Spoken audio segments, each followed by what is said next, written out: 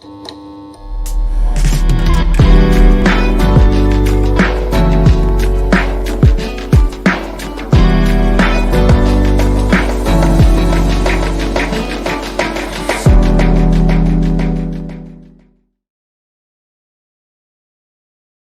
guys, welcome back to Tech Some Talks with your host Rovel and John. Dan hari ini kita sudah kedatangan dua narasumber yang luar biasa. Ada Mas Akbar dan juga Mas Arga. Apa kabar? Mas Arga dan juga Mas Akbar. Ini saya harus agak susah nih. Cos dulu kali ya, cos pandemik kali ya. Teman-teman sekalian, ini saya udah kemarin sempat ini dulu ya, hiatus dulu ya, digantikan oleh Mas Arik dulu. Jadi harus agak penyesuaian lagi nih. Jadi kita mau bahas beberapa hal nih sama Mas Akbar dan juga Mas Arga gitu. Dan teman-teman di sini kita juga mau membahas ya terkait dengan perpajakan dan juga terkait dengan masa kecil dan juga hal-hal yang menginspirasi buat teman-teman sekalian. Saya mulai dari Mas Arga dulu kali ya. Oke. Siap. Mas Arga, lahirnya di mana dan masa kecilnya seperti apa? Monggo Mas. Ya. Bismillahirrahmanirrahim. Assalamualaikum warahmatullahi wabarakatuh. Waalaikumsalam. Ya, selamat salam kenal Bang Revo. Siap. Saya Arga. Lahir di kota kecil di Pacitan, Jawa Timur. Oke. Tempat kelahirannya Pak SBY. Betul. Ya. Ya, kemudian kalau dibilang masa kecil sih saya memang kecil di kota tersebut sampai dengan besar SMA. Kemudian setelah SMA pindah ke Solo untuk belajar di situ. Kemudian terakhir saya di Jogja, dan setelah itu akhirnya pindah ke Jakarta. Oke. Masuk ke salah satu perusahaan konstruksi terbesar di Indonesia. Oke. Keren nih. Betul. Dari tempat yang dalam tanda kutip kecil, tapi walaupun kecil orang-orangnya besar. Ada tadi Pak SBY, ada juga Mas Arga. Ya nggak sih? Keren-keren banget. Biasanya kalau tempat-tempat yang dalam tanda kutip dibilangnya kecil tuh biasanya orang-orangnya justru strugglingnya lebih luar biasa. Bener nggak Mas Arga kayak gitu? Kalau saya sih merasa biasa aja sih. Biasa aja ya? Biasa aja sih. Balik lagi ke karakter masing-masing. Biasa ya? aja sih ya. Oke. Belum menjadi siapa-siapa. Bisa aja nih Mas Arga, teman-teman. Oke, kalau back to the story sedikit tadi. Sempat ke Jogja, itu berarti kuliah atau kayak gimana? Saya kuliah di Jogja. Oke, di salah satu Ya, universitas salah terbaik satu lah ya di Indonesia universitas di ya. Jogja ya. Oke. Mas Akbar sendiri kayak gimana Mas masa kecilnya? Halo, saya masa kecil lahir di Bandung Coret. Bandung Cimahi. Coret. Oh, Cimahi. Cimahi, kan. Betul. Karena memang ada coretnya sedikit sih kalau masuk Cimahi. Iya, Cimahi. Saya lahir di Cimahi, sekolah besar sampai kuliah di Bandung. Oke. Kemudian alhamdulillah dapat kerja, langsung ke Jakarta. Oke. Gitu. Oke, keren banget sih. Sebelum ke Jakarta sempat bisnis kah atau sempat apa? Mungkin Mas Akbar? Kebetulan bisnisnya di Jakarta. Bisnisnya di Jakarta. Bisnisnya waktu saya lulus 2014. Kemudian di situ, wah, menyedihkan kan kehidupan waktu itu. Kenceng banget, angin, godaan di mana-mana. Akhirnya karena kepepet, ya harus kreatif. Betul. Kemudian buka bisnis di Jakarta. Oke. Gitu. Masih kecil-kecilan lah. Oke. Kecil-kecil juga tapi jadi bukit ya teman-teman ya. Keren nih Mas Arga sama Mas Akbar yang jadi narasumber sekarang nih. Oke, Mas, kita sekarang mau bahas yang spesifik nih. Kita mau bahas tentang salah satu proyek. Kalau menurut saya sih ini mungkin tergolong proyek strategis nasional mungkin ya. Soalnya di highlight terus nih sama media gitu. Tapi sebenarnya ini mungkin proyek strategis daerah kali ya di Jakarta ini gitu. Kita akan membahas tentang Jakarta International Stadium atau JIS. Ya. Gitu ya. Ini kan highlightnya luar biasa nih dari media dan juga dari teman-teman kayak gitu. Nah, gimana sih Mas awalnya JIS ini sebenarnya terbentuk gitu? Dan apa sih sebenarnya perannya Mas Arga dan juga Mas Akbar di situ? Mungkin dari Mas Akbar dulu kali ya. Oke, jadi JIS ya. Nah sebenarnya saya sedikit aja ya kasih bocoran. Jadi sebenarnya sebelah saya ini Arga ini tuh owner saya. Oke. Jadi saya JIS ini kebetulan dipercaya pada saat itu adalah kerjasama operasi antara Wika Industri Konstruksi dan Binatama Akrindo. Oke. Di dalam JIS ini kita concernnya di atap. Oke. Karena yang menjadi strategis dan menjadi nilai jual tingginya itu atapnya. Oke. Gitu. Nah, saya ini di Wikonnya sebenarnya. Di Wikonnya. Di Wikonnya memang ada kerjasama juga dengan partner kita di China. Oke. Jadi memang harus memakai, waktu itu memang tidak bisa lah pakai KSO. Jadi kita harus memang langsung directing antara Wikon to partner kita di China.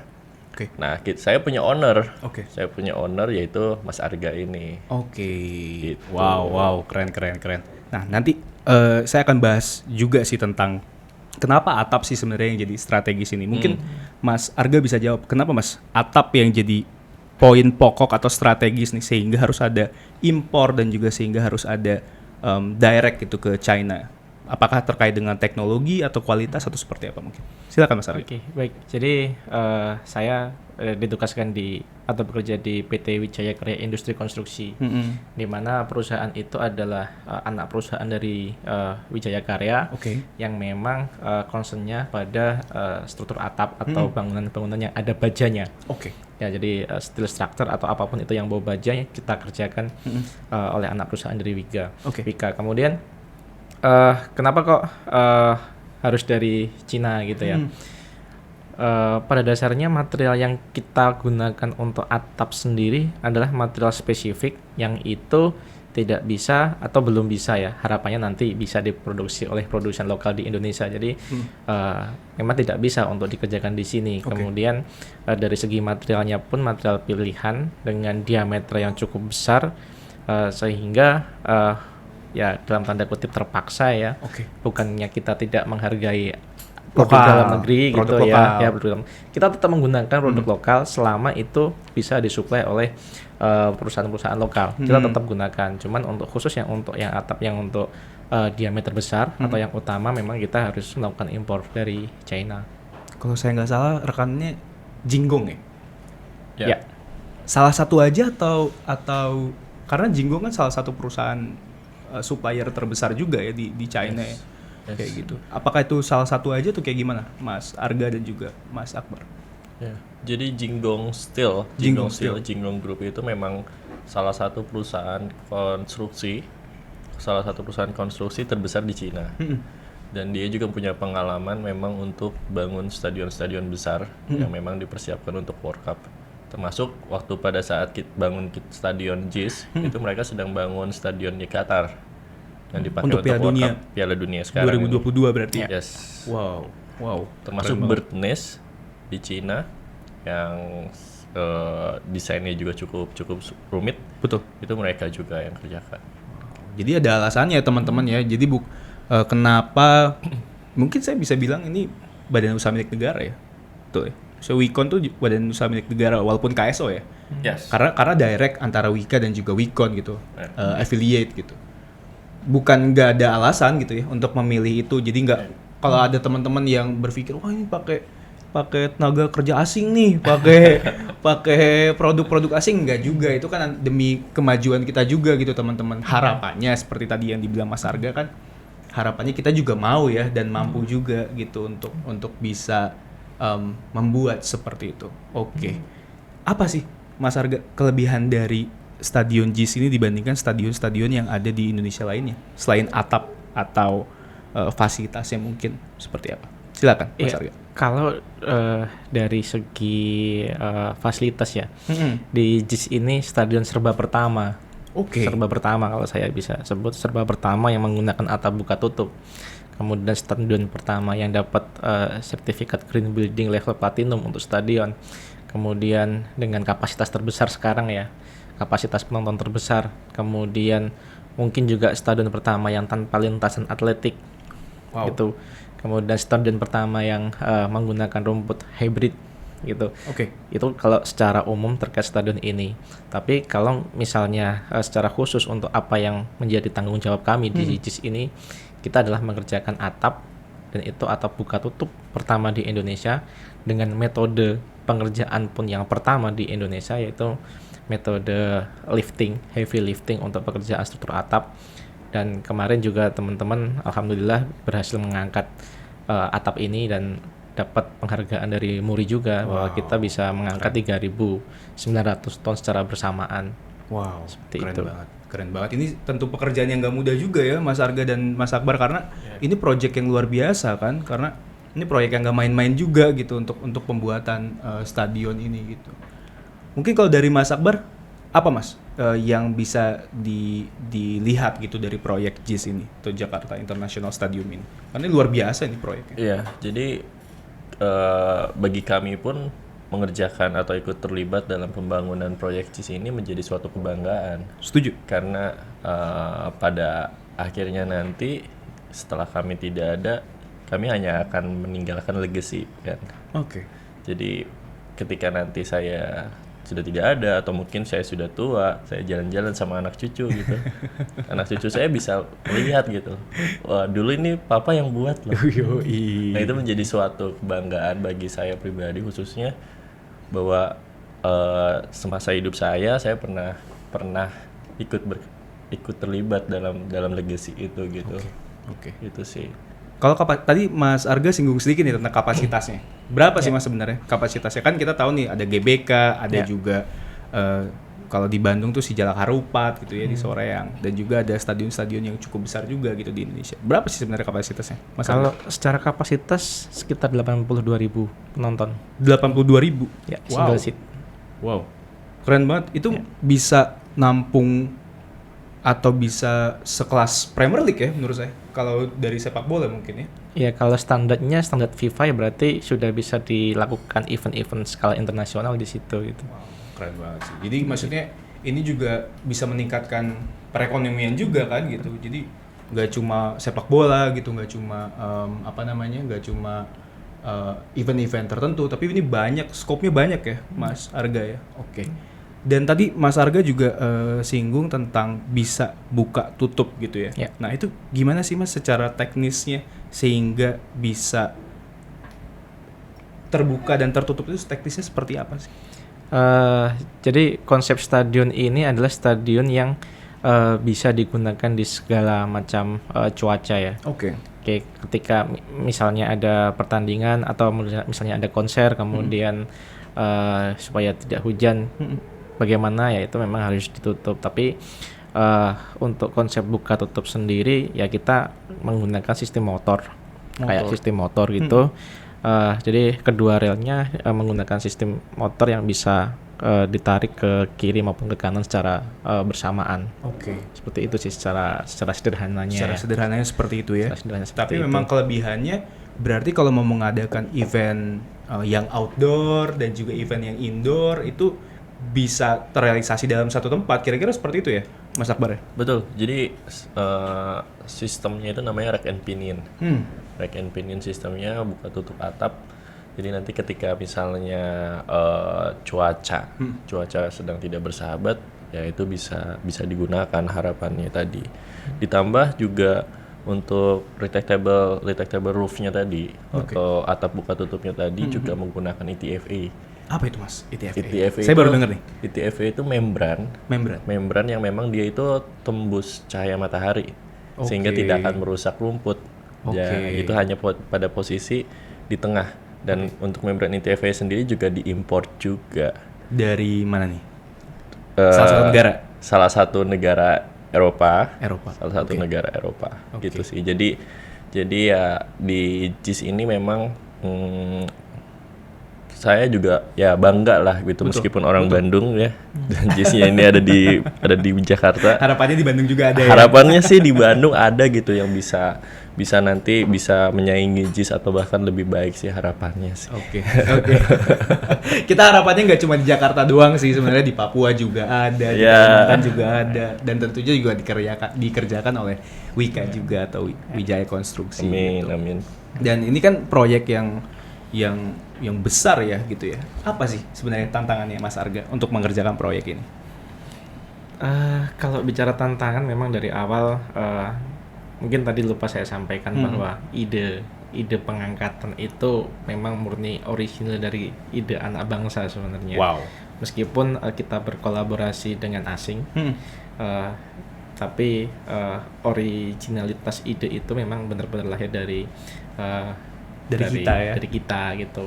Kemudian kita mengajak asing, kenapa? Karena memang mereka yang mempunyai pengalaman untuk pengangkatan heavy lifting, dengan harapan pengalaman itu bisa kita transfer ke kita, ke bangsa ini. Betul. Supaya nantinya setelah kita dapat pengalaman di sini, kita bisa melakukan lifting sendiri tanpa harus melibatkan asing itu. Kemudian dari tantangan, ini semua yang pertama. Jadi di Indonesia pun belum ada satupun ahli yang pernah melakukan hal ini. Oke. Sehingga semua bertanya-tanya, bisa nggak nih proyek jalan? Bisa nggak ini proyek jalan? Kemudian bertanya-tanya, misalnya jika terjadi ini bagaimana? Jika terjadi ini bagaimana? Jika terjadi, jadi kita harus memastikan kepada orang yang ahli maupun orang yang umum, yang dalam tanda kutip bukan orang teknis ya, untuk memastikan bahwa semua pertanyaan jika semua keresahan, semua kegelisahan orang-orang itu bisa kita jawab, bisa kita pastikan bahwa ya kita bisa untuk mengangkat atap ini dengan aman. Oke, keren banget. Jadi idenya memang ide anak bangsa teman-teman, bukan ide dari yang lain ya, Mas Arga dan Mas Akbar ya. Kalau Mas Akbar gimana Mas Akbar? Ya tadi untuk pengangkatannya tadi kan sudah disebut sama Mas Arga itu 3.900 ton. Yang kita ini pengangkatan terberat dan bentang terpanjang di Indonesia. Luar biasa. Dalam satuan waktu bahkan, tapi ini tertinggi ya. Dan tertinggi. Iya. Dan tertinggi. Yes. Wow. Jadi kalau misalnya kita boleh dapat rekor muri 6, kita dapat 6, tapi hanya regulasinya membatasi. Jadi dalam satu event hanya maksimal 3. Jadi dapat 3. Jadi hanya dapat 3. Sebenarnya 6. Wow. Kalau bisa saya buka inisiator murinya dia. Jadi sayang kalau ini tidak dicatat gitu. Betul. Luar biasa. Jadi ini proyek yang datang dari kita, dari anak bangsa, tapi juga dikerjakan oleh anak bangsa ya. Karena kan kita tahu bahwa transfer knowledge itu nggak cuma maksudnya dari dalam anak bangsa, maksudnya dari dalam negara kita juga kan, kita harus mau melihat dari sisi yang lain kan. Makanya kita elaborate sama luar negeri ya, kira-kira seperti itu ya, Mas Akbar dan juga Mas Arga. Oke, menarik banget nih terkait dengan proyek JIS ini, karena kita juga udah nggak sabar gitu, pengen menggunakan fasilitas dari proyek JIS ini kan. Kapan nih kira-kira selesainya, Mas Arga? Kalau rencana selesai, kami di bulan Maret akhir itu sudah bisa kita serah terimakan. Tapi kalau mau menggunakan fasilitas, lapangan latih sudah dibuka oleh owner, jadi bisa latihan di JIS. Wow. Mulai tahun kemarin sih, Desember itu sudah banyak yang latihan di situ. Oh, sebenarnya udah banyak yang latihan. Sudah banyak latihan juga di situ. Tapi schedule-nya penuh, Pak. Iya, kita tim project aja nggak dapat. belum nyobain. Yang buatnya aja belum dapat nih teman-teman, apalagi saya gitu. Kayaknya saya tahun depan juga nih baru bisa pakai bareng sama Mas Akbar sama Mas Arga. Menarik. Itu ada fasilitasnya apa aja sih Mas? Tadi saya pengen menyinggung itu tadi. Fasilitasnya ada apa aja sih? Jadi adalah 2 lapangan latih yang kualitas rumputnya sama dengan di Eropa. Rumput yang lapangan utama ya. Oh wow. Ya, jadi pakai hybrid juga. Kemudian dan satu lagi yang cukup menarik di sini bahwa dari pihak perencana sudah memikirkan bahwa perawatan rumput ini ya itu tidak menggunakan bahan kimia, jadi menggunakan burung bayam untuk bisa membasmi hama-hama yang di situ. Mungkin kurang lebih seperti itu ya, karena memang itu informasi yang saya dapat dari teman-teman yang ada di project. Gitu. Saya pernah lihat sih ada skema seperti itu juga sih di Eropa. Jadi ingin di apa ya, membuat si rumput itu tetap terawat gitu, tapi dengan cara yang alami, kira-kira seperti itu kan, karena memang burung itu ya, burung tadi itu burung kaki bayam ya, burung kaki bayam itu kan memang alaminya untuk membantu proses itu kan. Iya. Wah, keren banget sih. Mas Akbar, saya pengen nanya nih, karena Mas Akbar nih teman-teman tadi nggak disebutkan ya secara spesifik, tapi manajer ya, salah satu di manajer posisinya nih. Oke. Apa sih Mas tantangannya dalam proses pekerjaan JIS ini? Secara khusus untuk pekerjaannya Mas Akbar. Yang pertama tuh sebenarnya kalau untuk saya pribadi tantangan teknisnya ini tuh sangat berat gitu. Jadi sebenarnya dari awal itu kebetulan saya yang kawal untuk dapetin si projectnya ini. Wow. Jadi dari awal tuh saya udah bilang kalau saya nggak bisa nih untuk di project ini gitu. Jadi satu-satunya orang yang mampu di perusahaan saya untuk handle project ini orang di sebelah saya. Karena saya tahu sendiri bahwa kemampuan untuk teknikalnya itu luar biasa lah. Dan tantangannya untuk di project ini teknisnya itu sangat-sangat sulit. Karena gitu. tadi serba pertama itu Betul, ya. betul. Nah, dari situ itu jadi saya PR-nya itu ditambah lagi teknologinya yang pertama, prosesnya juga kombinasi space frame, kabel dan main truss itu juga pertama gitu. Serba pertama semua. Itu sih yang membuat saya banyak belajar gitu dan juga Keren banget. dan juga banyak apa ya, saya selain banyak belajar itu saya banyak mendengar Keren. gitu. Jadi meskipun sebagai salah satu pemimpin tapi ya saya nggak malu sih untuk mengakui bahwa saya memang harus banyak belajar gitu. Oke. Karena serba pertama itu ya. Karena serba pertama tadi. Oke. Mas Arga, Mas Akbar, kita mau sedikit singgung tentang pajak nih. Oke. Mau sedikit singgung tentang pajak. Ada sedikit informasi nggak sih pada saat pengerjaan proyek ini terkait atau isu dengan pajak? Monggo, Mas Arga. Ya, mungkin nanti Akbar yang jelasin ya. Jadi kalau dari saya, kita untuk saya pribadi, saya pertama kali juga untuk bekerja sama dengan perusahaan luar. Siap.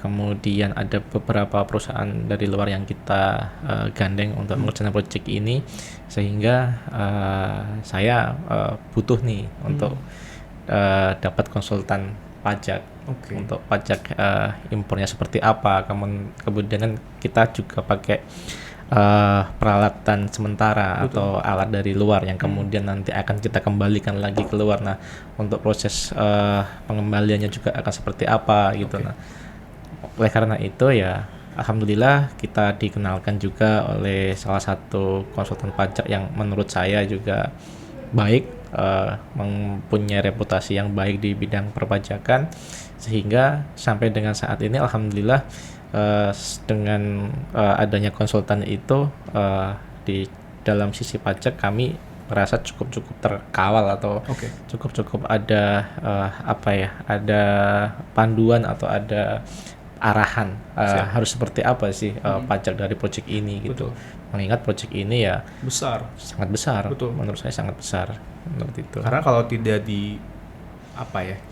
kita mungkin bahasa lebih mudahnya untuk perpajakan ini, kalau kita tidak efisien dalam menggunakan pajaknya kan bisa cash flow-nya atau forecasting dari project ini nanti bisa kemana-mana. Kira-kira seperti itu kan mungkin. Sayang ganti cash flow-nya. Betul, karena kan ini project yang tadi Mas Akbar dan Mas Arga bilang kan ini besar dan pasti juga cash flow-nya harus dijaga kan. Sehingga penggunaan pajaknya juga harus efisien. Sebenarnya salah satu pertimbangan saya juga untuk bisa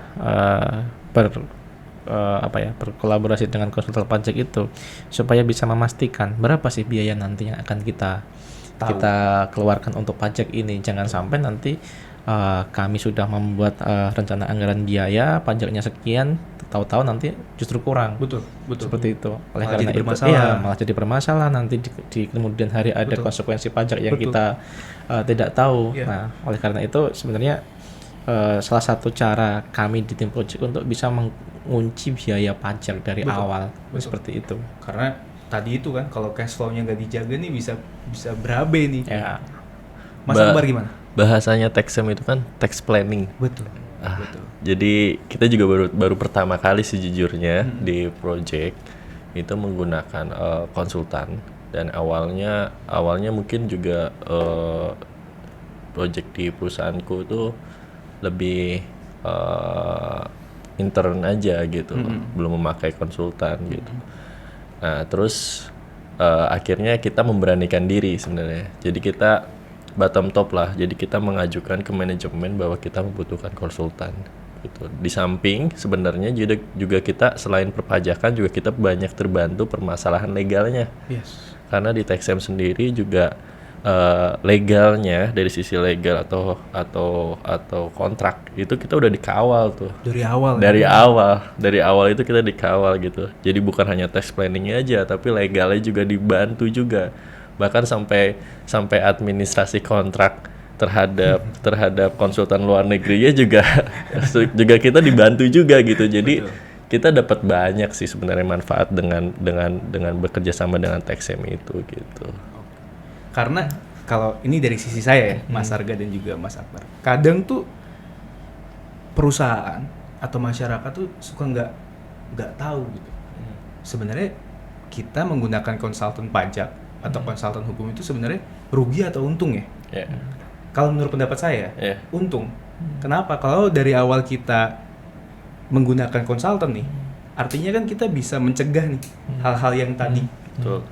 Ada bermasalah yang tentu biayanya jauh lebih besar gitu kan. Kadang kan kalau misalkan mau menggunakan konsultan pajak atau konsultan hukum itu kan, wah nanti kayaknya bebannya atau biayanya besar sekali nih gitu kan.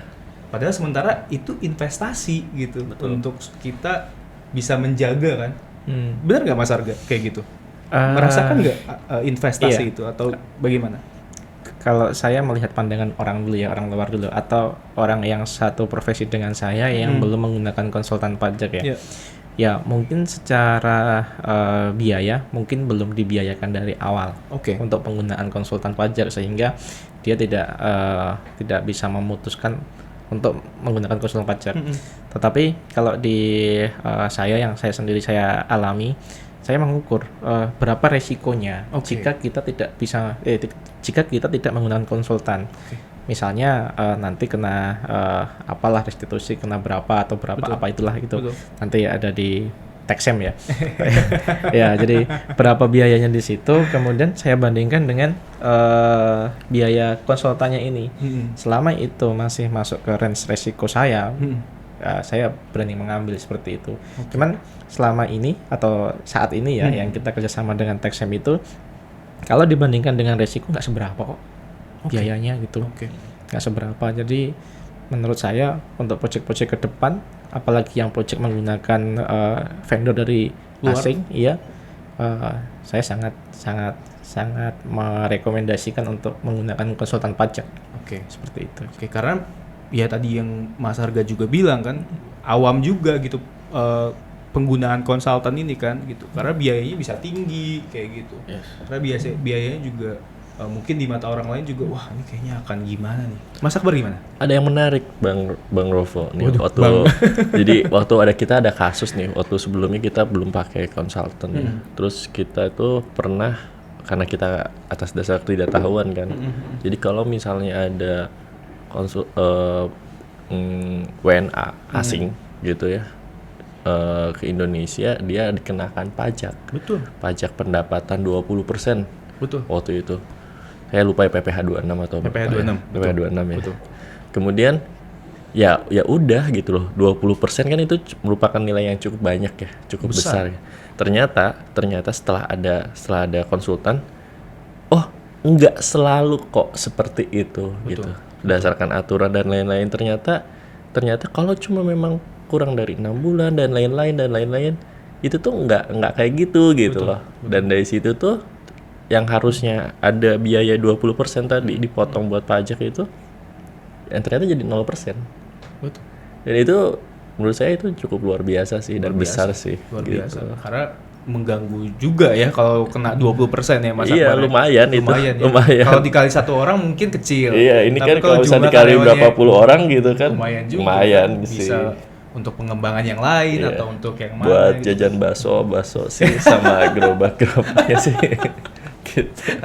Atau kita bisa menggunakan membiayakan ke fasilitas yang lain kan gitu. Betul. Kan. Jadi sebenarnya ini juga sih yang harus mungkin teman-teman juga tahu gitu ya. Konsultan pajak itu bukan, atau perusahaan yang menggunakan konsultan pajak itu bukan ngemplang pajak gitu. Ya, tapi betul. menggunakan pajak secara efisien, Betul. secara tepat guna gitu. Makanya proyek-proyek besar juga menggunakan konsultan pajak yang tadi Mas Arga dan juga Mas Akbar juga sampaikan kayak gitu. Jadi mahal itu relatif sih. Setuju. Heeh. Setuju. Kita ukur dengan kemampuan kita. Kalau misalnya kemampuan kita masih bisa, mahal itu kan menurut saya sama abang kan beda kan. Betul, Beda kan. betul, iya. betul. Tergantung dari mana kita melihatnya. Lihatnya. Kan? Iya. bisa jadi kamera yang di depan kami ini mahal, Iya. tapi bisa jadi murah juga. Betul. Baik, Mas Arga dan juga Mas Akbar, terima kasih banyak Sama-sama. sudah datang ke Taxam Talks di episode ke-7 ini dan Sama-sama. semoga ini dapat menginspirasi teman-teman semua dan teman-teman juga untuk tercerahkan ya bahwa proyek JIS ini juga datangnya dari bangsa dan juga proyek JIS ini juga bisa menjadi kebanggaan buat kita sebagai bangsa Indonesia. Dan teman-teman juga jangan takut untuk menggunakan konsultan pajak dan juga konsultan hukum ya, karena kita harus melihat resiko dan juga menggunakan konsultan pajak atau konsultan hukum itu adalah investasi, kira-kira seperti itu. Yes. Baik, terima kasih banyak Mas Arga, Siap. sehat selalu. Mas Akbar, Thank sehat you, selalu. Bang. Baik, teman-teman, berikut Tax Talks episode ke-7. Bye.